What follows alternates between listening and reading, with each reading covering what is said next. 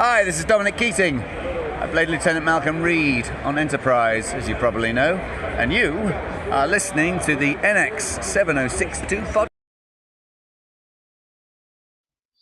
Hello, you are listening to the NX 7062 podcast, transmissions from Dominic. I really need to change that, because every time I hear Dominic say that, I forget to change the name of my show to transmissions from. And we are transmitting. I do have a camera.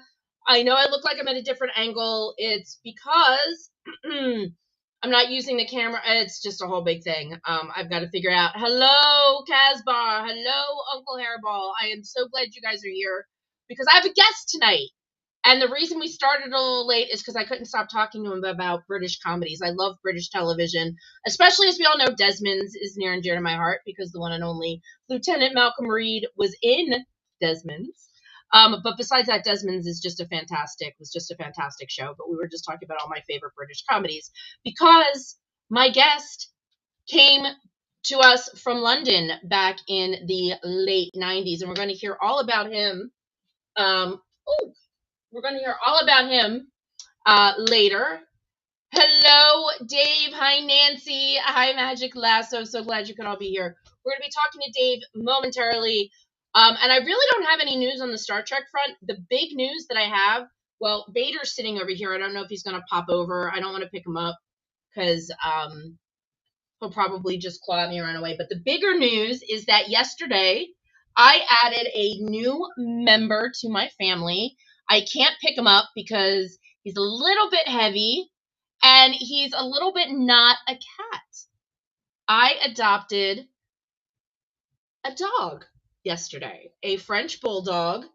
He's absolutely gorgeous. He's trying to get up on the chair right now, but I don't think he realizes that there's really not enough clearance for him, because unfortunately, let me see. Can you? Oh, maybe. Oh, there we go. This is LeBeau, everybody, the French bulldog that I adopted yesterday.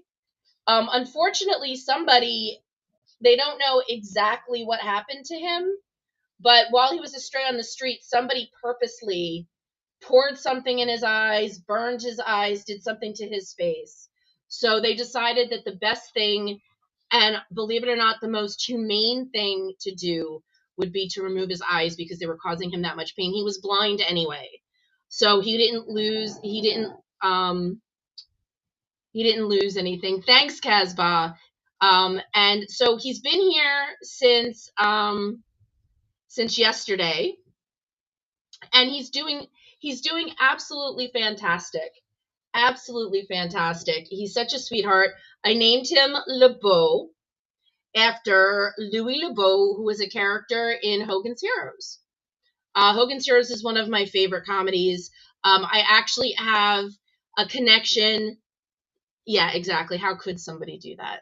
Lasso, I agree with you. But you know what? He acts like such a puppy. It's not holding him back in the least. As you can see, he was begging me to pick him up, and now he's doing just fine.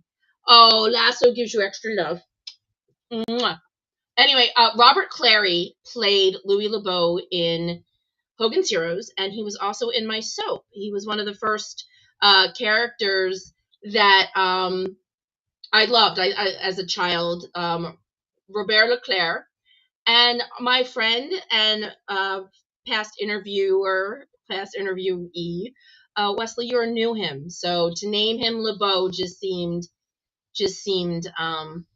absolutely perfect. So this is LeBeau. I added him to the family yesterday, and so far he's doing great. He's already really learning the house.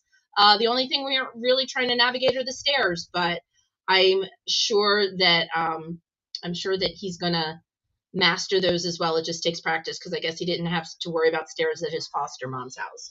So everybody, this is LeBeau, and he can sit up here for as long as he wants. This is the first time in the office, so he can sit up here as long as he wants. But you know what? As much as I would love to sit here and talk about real life puppies and kitties, I have got a gentleman in the wings who brings to life those fantastic mythical creatures, and even a couple of evil ones like Jabba the Hutt. Everybody, please say hello to Dave Barclay. There we go. Hello. Hello, everyone. Yes, good to be here. Good to have you, Dave. Just so everybody knows, Dave is here courtesy of Cool Waters Productions.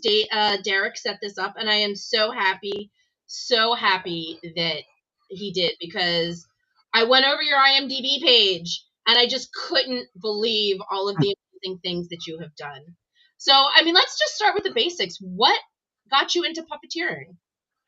Right. Well, yeah. So, what got me into puppeteering? Well, I think I have the perfect excuse. My mum and dad were puppeteers.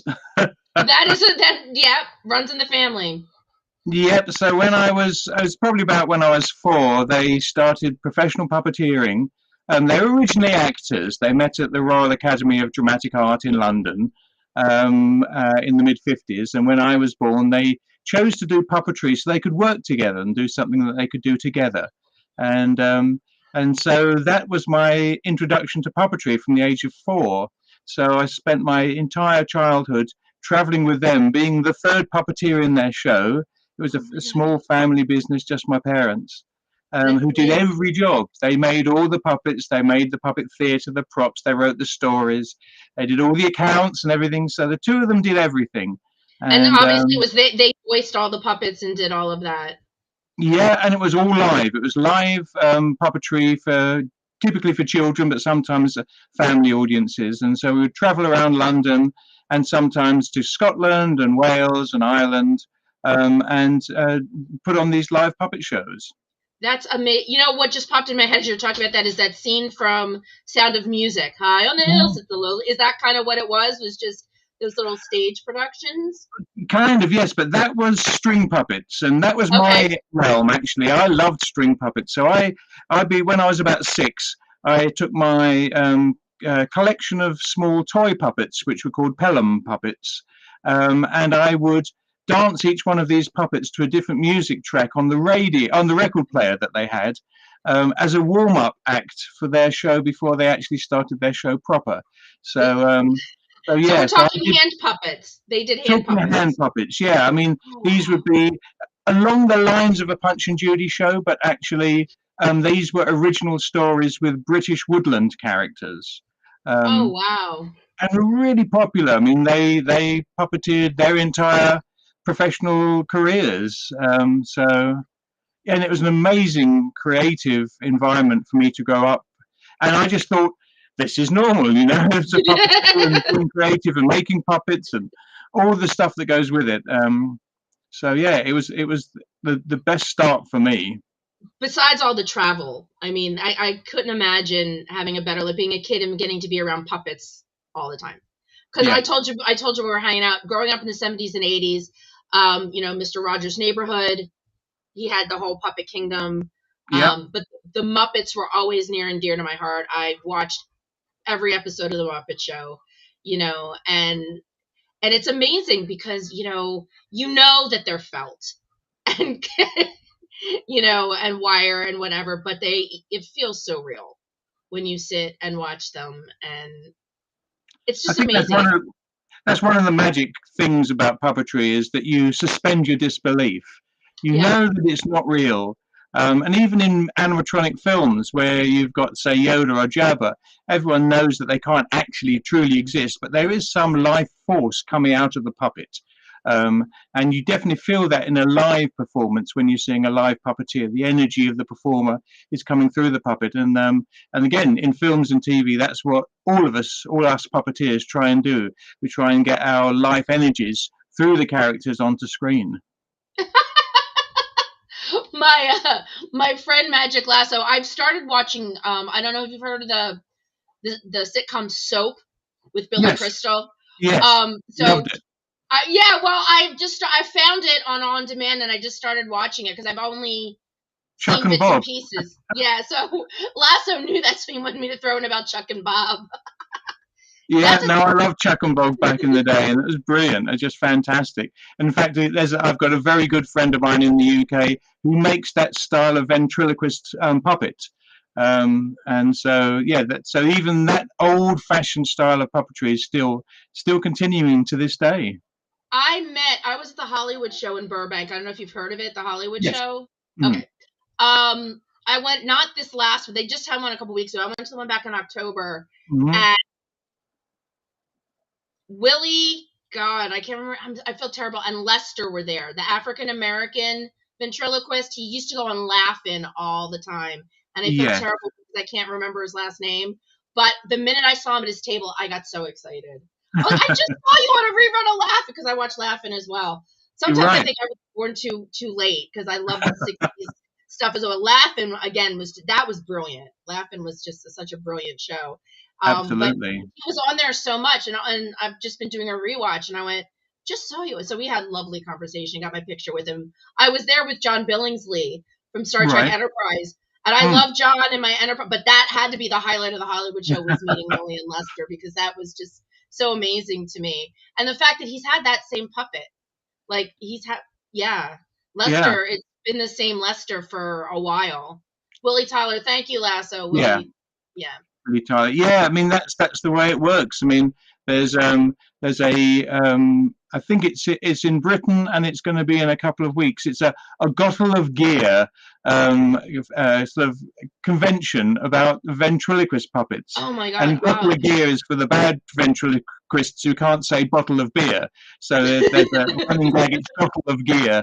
And so yeah, and some of the classic British vent figures are going to be there, and the ventriloquist puppets. And as you say, they get built once, and then they often are sent back for refurbishment. But they can last, in some cases, almost 100 years. So Yeah, crazy. Lester had a bit of an accident at a Hollywood show. He needed a quick leg repair, because I went over Right. to get my picture with him, and they're like, "Not now, Lester's hurt." I'm like, "Okay."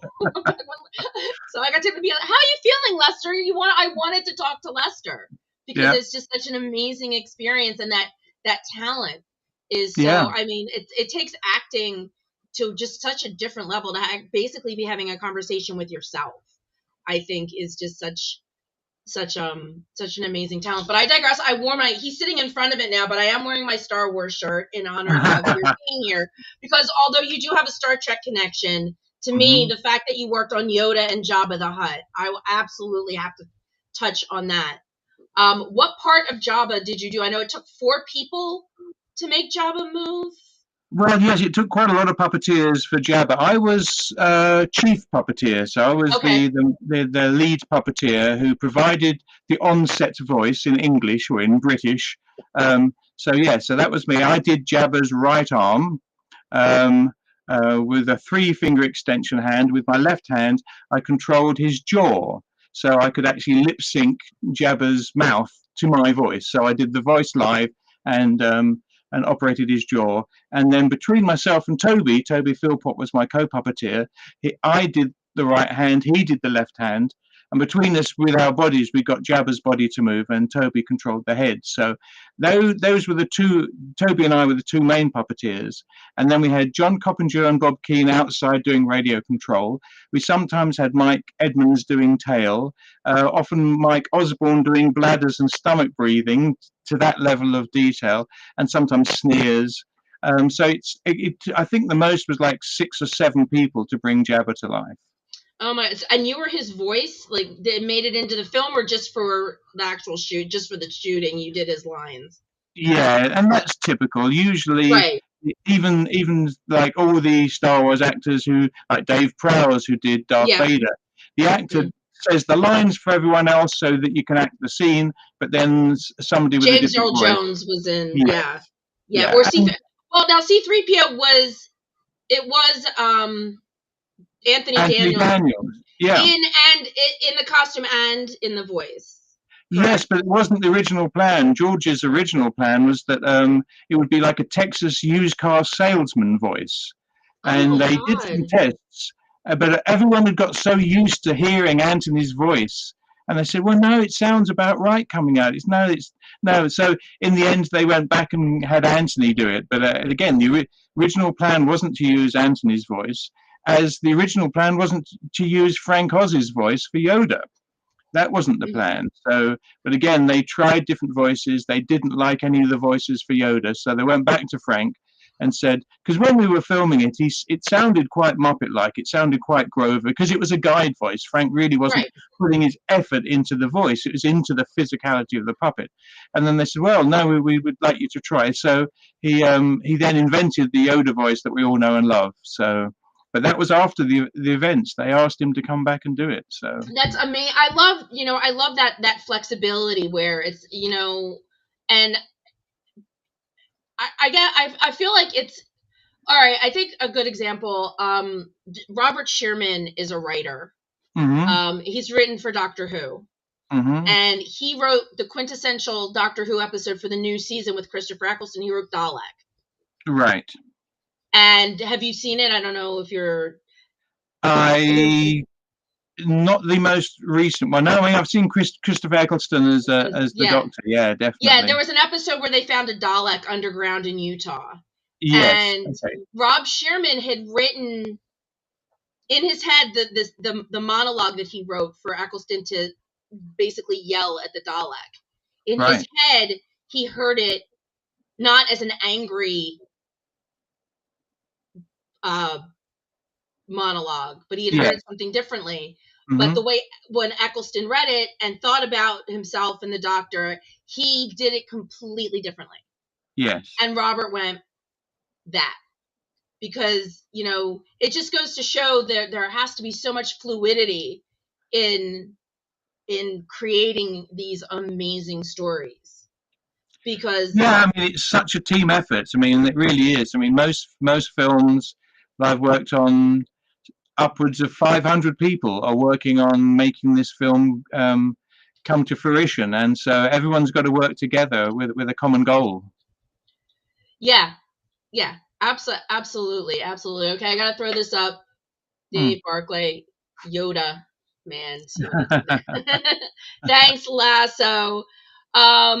So there was a lot of physicality in bringing Jabba to life, being his voice for the shooting and the arm and everything else. Did you have some sort of regiment that you had to follow in order to stay in shape to kind of do these things? Is that just who you are? Because I can't even imagine being inside that chamber of Jabba. Yes, well, we technically had 2 weeks worth of rehearsal, although it ended up to be at a total of 8 hours over 2 weeks, because they were still building him and we couldn't get inside. But Toby and I had worked together on the Dark Crystal for Jim Henson and Frank Oz. And I'd been on that for over 2 years, and Toby'd been on it a year, and we filmed for over 6 months on the Dark Crystal, which is a long shoot for a movie. And so, but we got used to working together and just getting physically able to bring these characters to life. And working with Jim and Frank, they came up with this whole process of how to approach bringing a fantastical creature to life that wasn't just a regular Muppet, which is often just one puppeteer or sometimes two. Here we could be 6 or 7 puppeteers in one. So having just come off of Dark Crystal, I think was a really good experience for us to then segue into Jabba in Return of the Jedi, because we had all this experience. I think it's one of the reasons we got chosen. Oh, well, that's amazing. So you've worked with the one and only Jim Henson. Okay, I have to ask again, fangirling out a little bit. What was he like to work with? He always, I guess every picture I've seen, everything, he's very quiet, kind of laid back. Is that who he was? That was Jim. Jim was a true gentleman. He was very, very sociable, but very nice to everyone. I think the very first time I started working on the Dark Crystal, I just turned 20, and I came into the workshop, the Jim Henson Creature Shop workshop for the first time, and he said, "Oh, good morning, sir."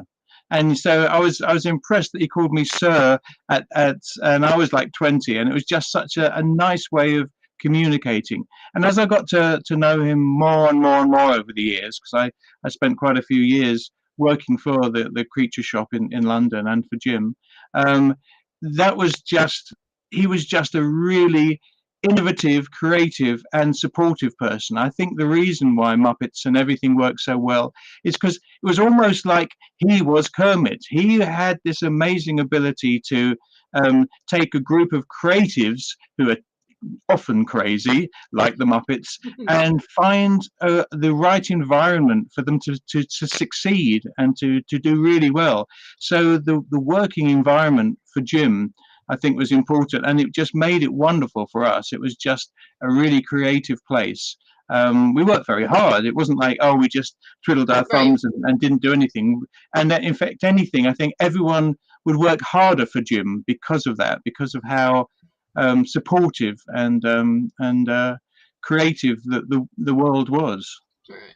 Yeah, and you know what? And it's funny when you watch something as a child, and then you watch it again as an adult, because I've rewatched many Muppet shows.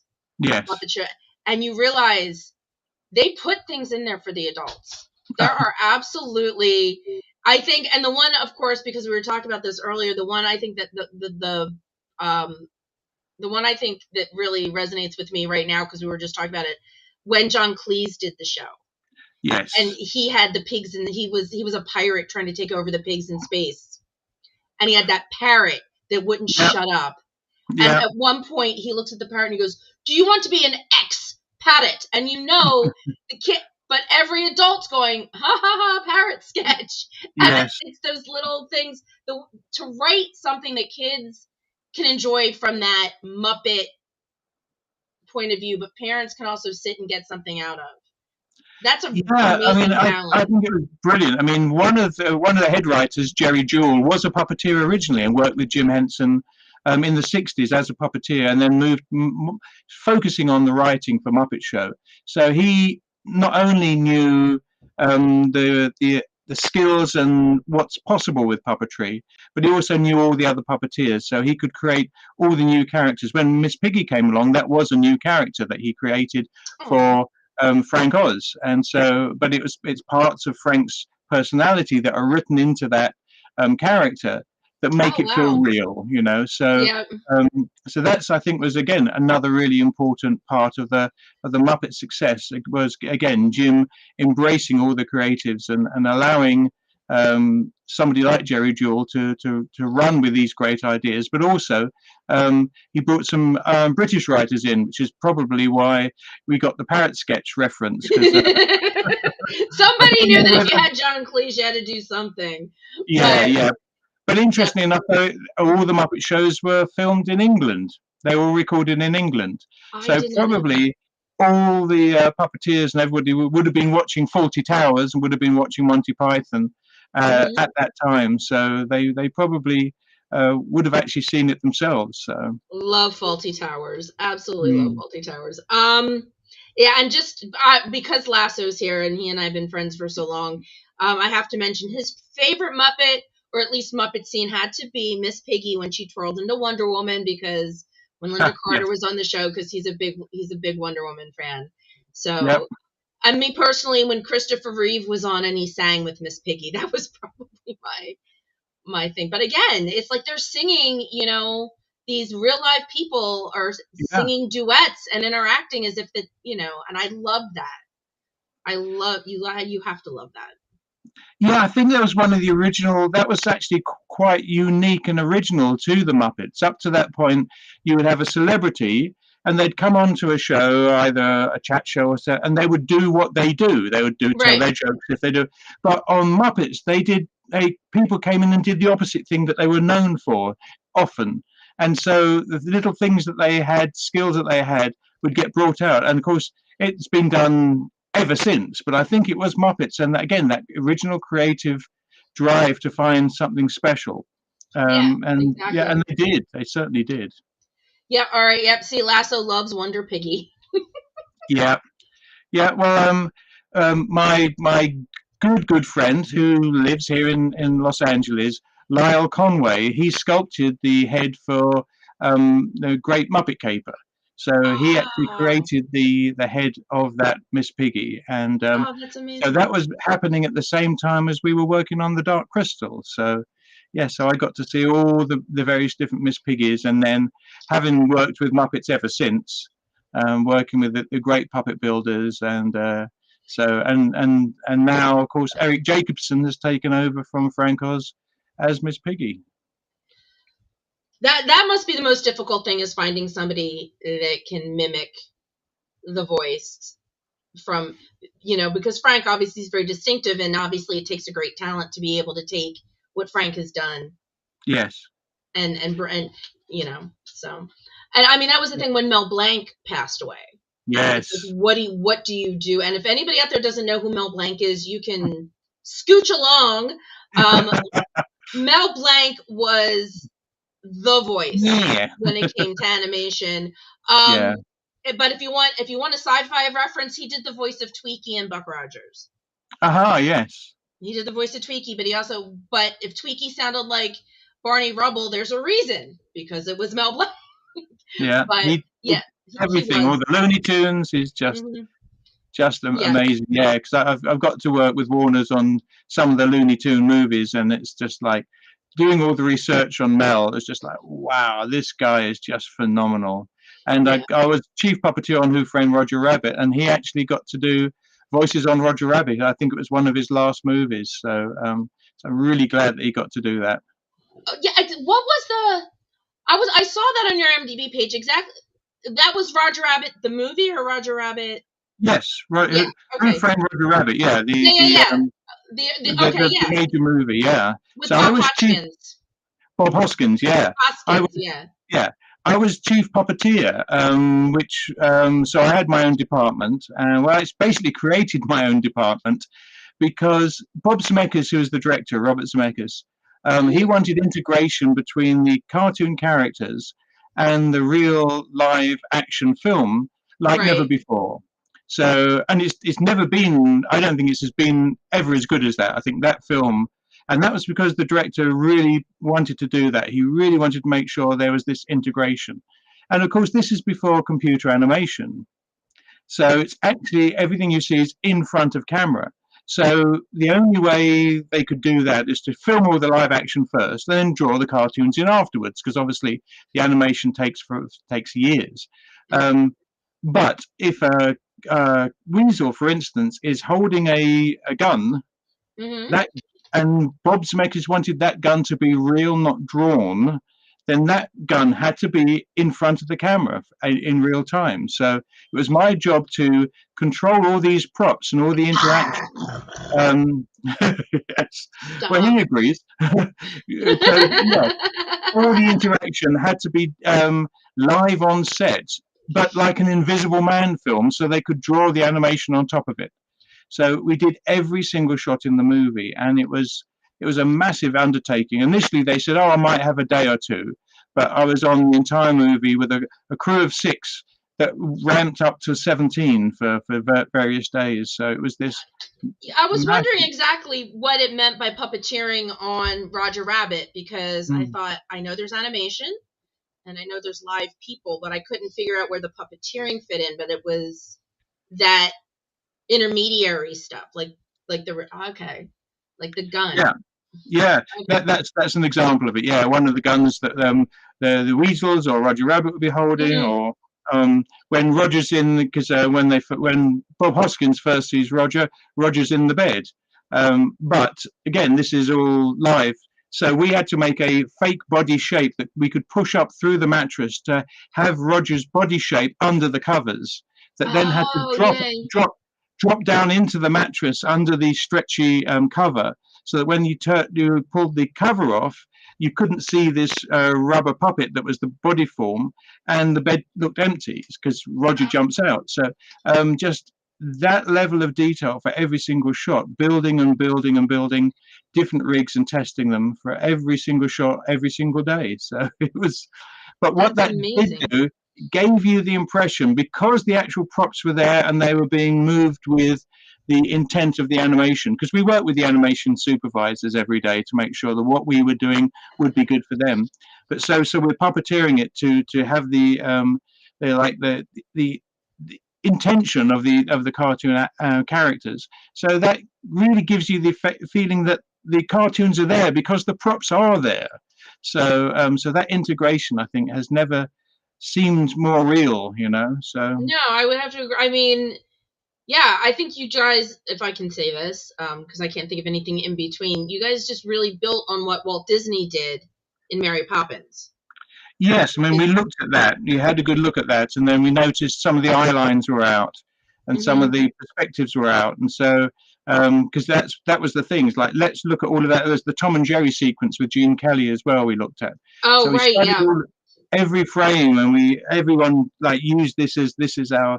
We have to learn everything that we can, and so we said this works brilliantly. This works brilliantly. We can improve here. Have we done this? No, no one's ever tried that. Let's give it a go. So. Yeah. Yeah.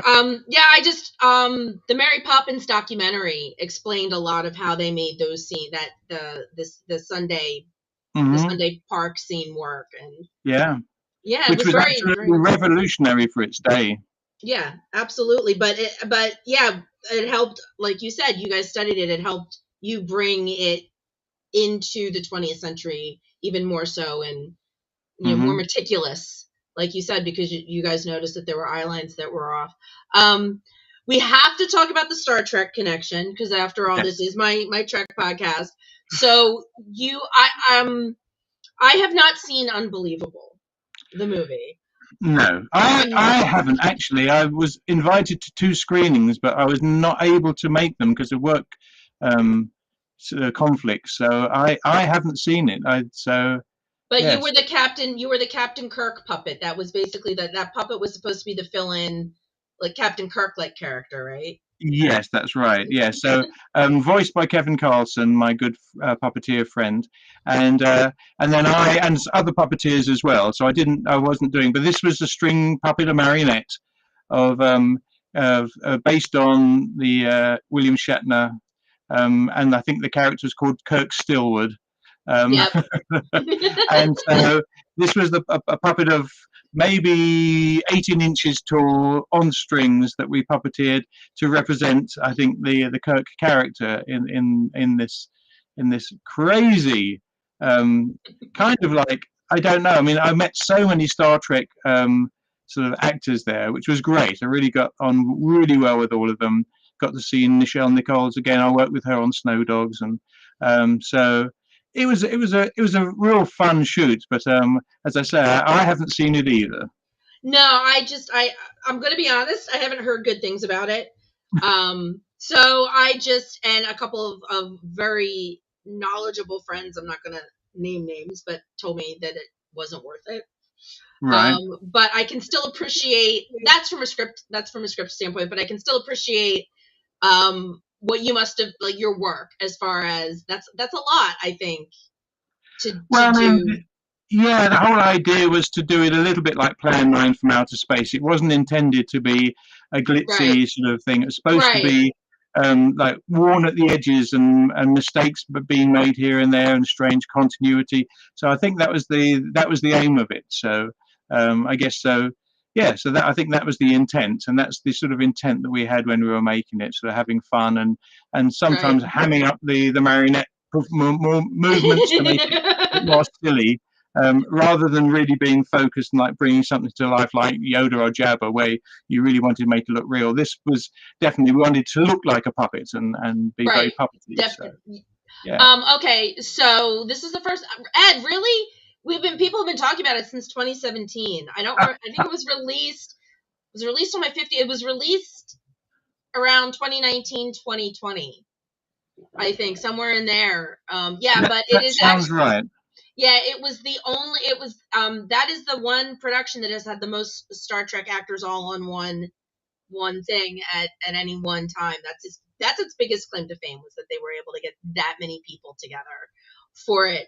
I'm just curious how, like, I know that there were like outdoor scenes. I know the marionette, I think he got hit by a bus or something. Yeah. How do you shoot those scenes? I'm always curious about the mechanics of things like Yeah, well, often a lot of the time with the director of photography, I would work with the camera guy, and I would be stretching out as far as I could from my body, and he would just try and not include my body on my legs. So it was quite tricky at times, having him run along sofas and that sort of things. They're little puppets, and that. if Right. you because we really didn't have like I also worked on Team America where they actually built Yep. proper marionette bridges where you can work properly from above with very long strings, but most of the time with the Unbelievable film, the strings were probably about 5 or 6 feet, and I was just trying to keep myself out of shot as much as possible. And it was down to the director of photography with the Steadicam to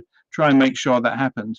And then you hear them check the gate, and you find out that your knee got in a shot, and then it's like, you gotta do it again.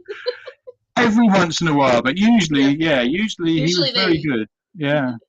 But yeah, Team America, that was the Trey and Matt, that was the South Park guys. That I saw because I am a huge fan of South Park. You know, we were talking before about, you know, I do like Goofy sometimes. But one of the things I've always admired about Matt and Trey is when they go goofy, a lot of times in their goofiness are very interesting messages. They're very socially conscious. Even as gross as South Park can get, they still have a social consciousness and a message behind a lot of what they do, which is one of the things that I've admired about them. So, but so you worked on Team America, so you worked with Matt and Trey. Yes. I was actually working on another project again, but my friend Kevin Carlson was puppet captain, and he said, "Oh, I've got some days for you." So because I started marionetting when I was 4 with my parents, and they needed marionette performers, I got brought in for some days, and I guess the slight irony is that there are a number of puppeteers who are on it for the entire shoot, for weeks and weeks and weeks. And I was probably only there for maybe a week or 10 days. But the 2 days that the documentary crew came around, I happened to be there. And so I'm all over the behind-the-scenes documentary. It looks like I was there the whole time. I just happened to turn up at the right day. That's awesome. So the one thing we've had so much fun talking. I forgot this is something maybe I should have asked at the outset. What is the difference between animatronics and puppeteering? Right, the difference between animatronics and puppeteering. Well, animatronics typically is a mechanical puppet, sometimes with cable controls or servo motors assisting the expressions. So you typically will have a puppeteer or a bodysuit performer, if it's something like the Ninja Turtles, who will be in a costume, and then with their heads, they'll be wearing a head. With the puppet, you're holding the puppet with your hand, but all the face, all the details are controlled by mechanical linkages and servos, and originally with cables, because the servos weren't good enough or fast enough to actually control anything seriously. So all of the original Yoda and most of Dark Crystal were all cable controlled characters, much like the bicycle brake. You squeeze one end and it does something the other end. So that was the idea. You'd have controls that would move Yoda's eyes that would be 6 feet away from him. Later, those motors were improved, so you could get really good servo motors using radio control. So the puppeteers controlling the facial expressions or the additional mechanical expressions didn't have to be physically connected to the character, which we had to with Yoda. We were all connected. So so it's bringing this combination of a key single main puppeteer or bodysuit performer, and then often a team of puppeteers bringing the rest of the face and the body to life. We're using cables or mechanisms. So it's a far more complex form of puppetry. But pure puppetry can just be basically a hand sort of talking along with maybe a couple of ping pong ball eyes, a bit like Kermit the Frog. So simple, straightforward, easy. But when you get to animatronics, it's usually none of those.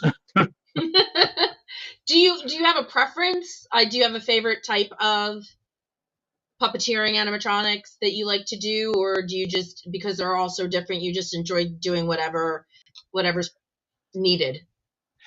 Yes, I do like all of it, but my particular preference is to try and push the envelope in mechanical linkages for the facial expressions and certain parts of the puppet that you can't physically do just with your hand, let's say, to try and push the envelope in what's possible in performance.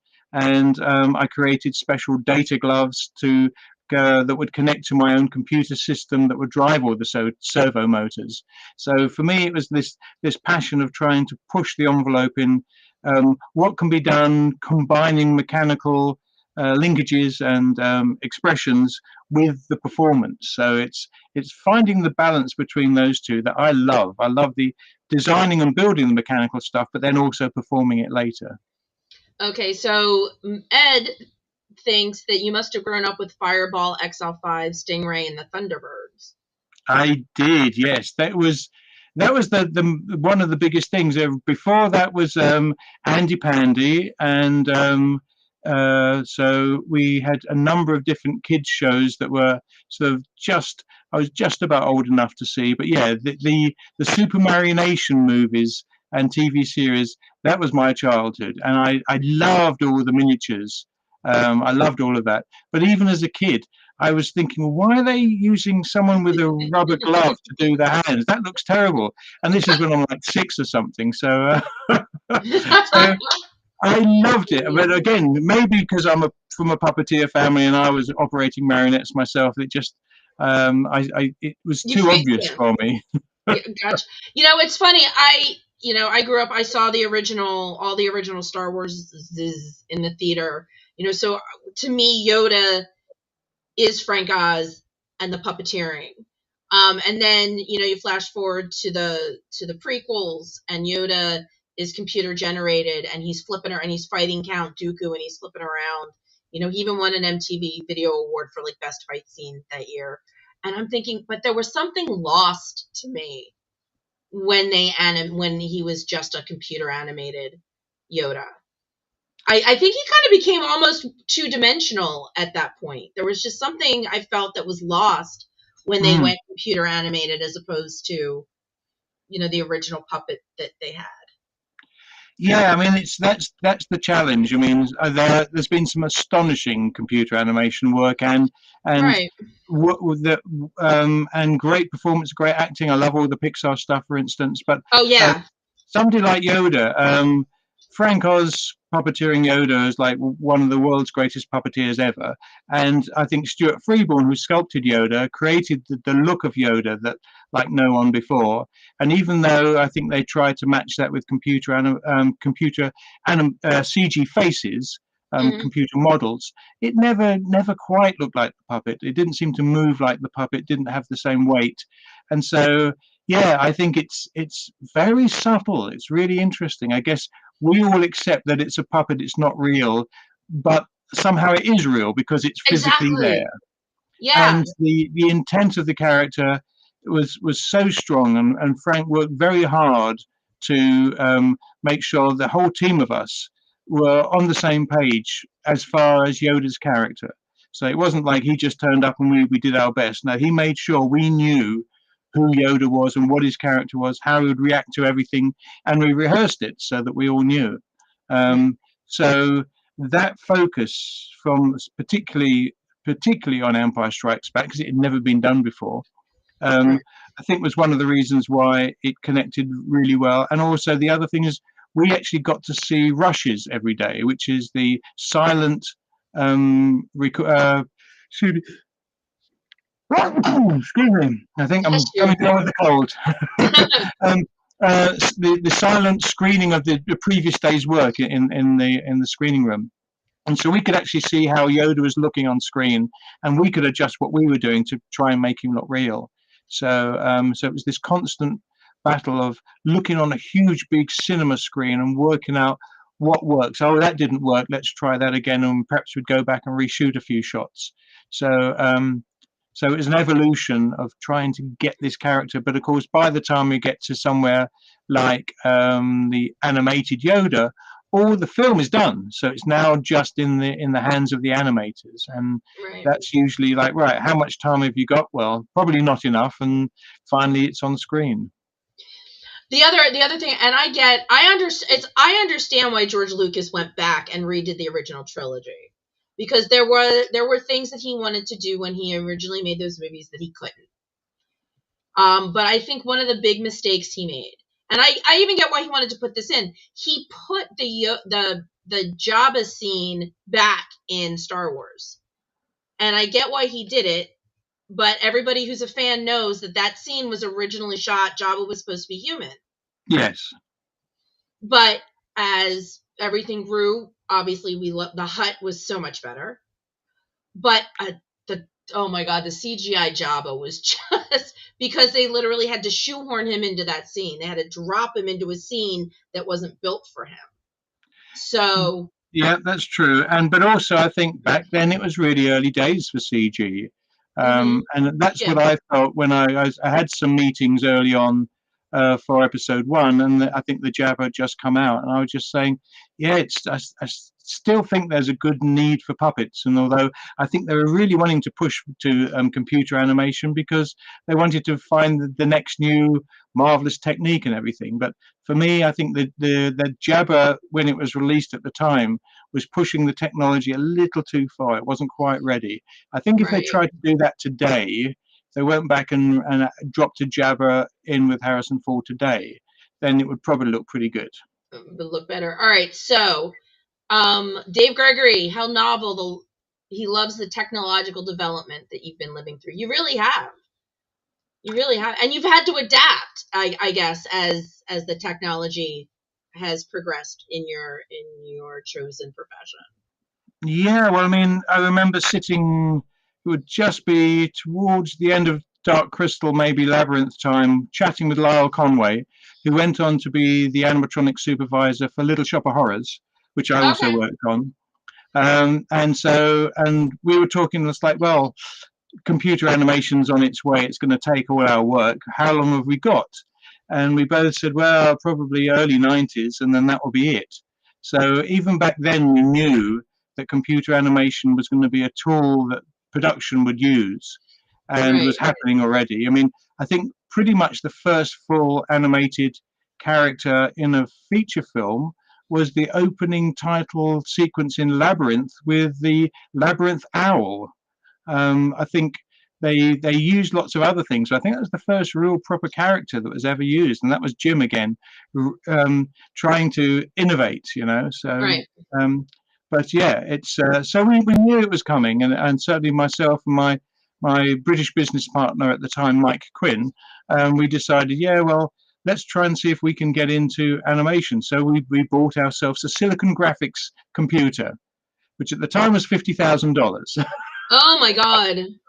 And we were going through it, trying to teach ourselves the basics of computer animation. Things, well, we might get involved. About a couple of years later, we were actually headhunted by Ed Catmull from Pixar to go and join the Pixar team. Oh, that's amazing. So I turned his offer down, and my two friends, Mike and Karen, they went over and worked at Pixar for a while. So yes, it was definitely something that we knew was on the horizon. And the other part of it is that, right, okay, well, I need to have a basic understanding of this so I can integrate my animatronics with the computer animation. So yes, I did a few years of being an animator and building computer models, so I knew how they were put together, so I could then take some of that ideas back into animatronics. That's amazing. Okay, so we need to let everybody know about where did it go? Sugar. This was working earlier. Just bear with me, guys. All right. All right, let's see. There. Oh, no, it just disappeared. Okay, hold on. Okay, got to share this with everybody. I'm sharing it with the group. If I can get this to work. There we go. All right, it's on the screen now, I believe. Yep, there it is. Yep. There it is. So you have your very own autobiography out now called My Life with Animatronics, Movies, Puppets, and Beyond. What's the beyond? Well, the beyond, I guess maybe doing the computer animation. I also have worked in theme parks. So yeah, I've done a little bit of producing and directing. So yeah, and now retirement, I suppose. That's just amazing. And if somebody wants a copy of this book to find out so much more about everything we've talked about, and I'm sure way more than we haven't had a chance to cover yet, because like I said, your IMDb page is extensive. So many amazing projects. Yeah, well, it's in the book. I think there's probably 2/3 more that aren't on IMDb. So yeah, no, there's Oh my there's only God. about a third of my work on IMDb. So So yeah, so the best so thing much. to do is grab a copy, and the best way to get a copy of the book is to go to coolwatersprods.com, because if you purchase it there, it comes with an autograph. Yeah, and Cool Waters at the moment is doing a special offer with a signed Star Wars photograph as part of the deal, which is again, it's a really good deal. And then also a movie poster of a personal movie project that I'm doing, and then get the book signed as well. So it's definitely the best way of getting the book, and it's really just. A friend of mine said about 20 years ago, you've got so many stories, you've worked on so many amazing films, you need to write it down. And he said, if only for your granddaughters, you know. So I thought, yeah, that's a good idea. So recently I've just had to go through all the process of getting approvals for all the photographs, because that's actually a big part of it. But I got a dozen photographs from Lucasfilm approved, which was amazing. Unseen photos, and I had Frank Oz and Mark Hamill approve them as well. So that was just an amazing experience. Everyone was so nice and um, so giving in sort of allowing me to use these images. Brendan Fraser's immediately responded within about, I think, 10 minutes of an email saying, yeah, sure, use the photograph, you know. So just wonderful people I work with. And so there's some pretty, the way I've created it is that most books have like a slip of images in the middle. Yep. But I thought, well, my life's all about creative images. So mine is covered in um, pages and pages and pages, hundreds of photographs. And the idea is that each story has a photograph to go with it, so that when you see the photograph, you know the story. So Instead of having to remember it when you come across it in the center of the book. exactly. And so if you're reading a little section, you can see exactly what I'm talking about and what it refers to. Of course, it's a lot more money to print, so I can see why no one else has ever really done it before. But I thought, no, it's a creative life that I've had, so it's a creative book that I need to create. So. Absolutely. Brenda, you said Brendan Fraser. Did you work on The Mummy? No, I worked on Looney Tunes Back in Action with him. Oh, Warner okay. Brothers.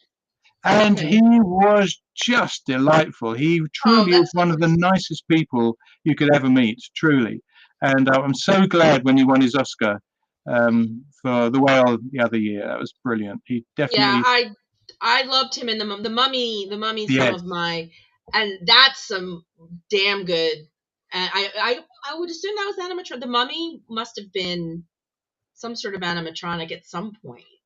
Yeah, I think there were some makeup effects and physical effects, but also a lot of computer animation too, even back then. It was, it was just so good. It was that I tell everybody this, and I've done background work, living outside of New York, and I have a little teeny tiny bit of an acting background, and it was a good way to get a little extra cash. But ever since then, I watch TV and movies differently, and I watch them. And my brain starts going, how did they do that? How did they make that work? You know, how did they find that? You know, weird things like there's an actor that's got like a weird, like long, I forget, there was something I was watching where the actor's hand, like one of their physical characteristics was unusual. And I'm like, is that what they advertised for? Somebody with this, like, you know, like that's how my brain works. So that when I'm seeing all these amazing effects and everything, it's like, how did they make that work? So I definitely need to get the book, because that's just absolutely incredible. I hope it just doesn't ruin my childhood when I find out how Yoda worked, but I think I'll be okay, because I think I'm just curious enough that I'd still, and I've seen like back when the movies first came out, they used to, every now and then TV, you'd see those how-tos, and you'd see somebody laying under the swamp, like Frank on his back under the swamp. So I kind of, you know, I had a general idea from early on, but obviously you're adding like a whole nother level to my knowledge of how that all worked. So, but You were an actor as well, right? You've done some actual acting. Done some actual acting, yes, but mainly I just love bringing a different character to life. Like I was Sprocket the dog on Fraggle Rock. I had Mm-hmm. to be Bugs Bunny. I had to be Wile E. Coyote just a couple of years ago. Mr. Tinkles from the Cats and Dogs films. Um, Acting those characters, and each one's so different. And you wouldn't obviously recognise my face, but they're my performances, and I bring my life's energy to those characters, and that's the thing I really enjoy. I mean, so yeah, my actual acting's, yeah, I prefer it when it's not me, which is odd. Well, maybe it's not odd. I grew up as a son of puppeteers, so I suppose. Yeah, so you're used to acting from behind a curtain, Hmm. basically. So I Yeah. get that. Well, Dave, it has been an absolute pleasure. Thank you so much. I put Cool Water's website in the chats, so please get the book. Like I said, his IMDb page is lacking. Obviously, we're not going to cover everything in just an hour. Right. So I highly recommend, and I highly recommend you get it from Cool Waters because then you'll get the autographed copy. Now, Yeah. does Derek have you? Do you do the convention circuits, or do you ever? Yes, no, actually, and he's set me up with. I think I've got 3 or 4 coming up. I'm actually going to be doing a book signing at Dark Delicacies in Burbank Oh, um, fun! on the 15th of February. So that's yeah, a week on Saturday. So anybody, oh, obviously you say you're near in New York, so that's, you can't just nip by and say I hello. wish But I could. I wish. Trust me, any excuse to get out to LA for me. Everybody knows I'm a huge LA fan. great. Yeah, So yeah. So if anyone's there, but yeah, I'll be doing a whole series. So again, look at coolwatersprods.com, and that will tell you the conventions I'll be at this year. So if you want to come along and get a book from me directly, you can do that too. Okay, so let's see. Nancy is saying thank you. Dave said Thank you, fantastic. Nancy. And thank you, Dave Gregory. Yeah, just Yes. noticing all these things down the side here. Just Yeah. having a long restream. Yeah, okay. Yeah, Excellent. exactly. And Dave, you're echoing my sentiments. Thank you so much for a lovely interview. It has been so much fun. So much fun. Guys, I'm going to be here next week. Hopefully, my camera issues will be fixed. This is hopefully just a temporary thing. I know I look a little off. Anyway, guys, thank you so much. Dave, thank you so much for hanging out with me and teaching us, giving us a little bit of a masterclass in puppeteering and animatronics and getting to talk Star Wars, which I will always make time for. Guys, I will all catch you next week. Until then, please don't forget to live long and prosper. Hey, this is Connor Turner. You've been listening to the NX7062 podcast with Stephanie.